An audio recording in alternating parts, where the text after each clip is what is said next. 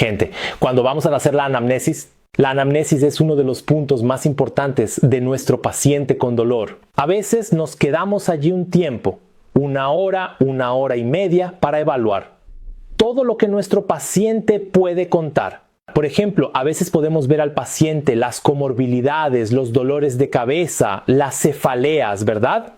Tenemos que evaluar los problemas de sueño en este paciente. Tenemos que evaluar el zumbido en este paciente. Tenemos que hacer palpación muscular para detectar puntos desencadenantes.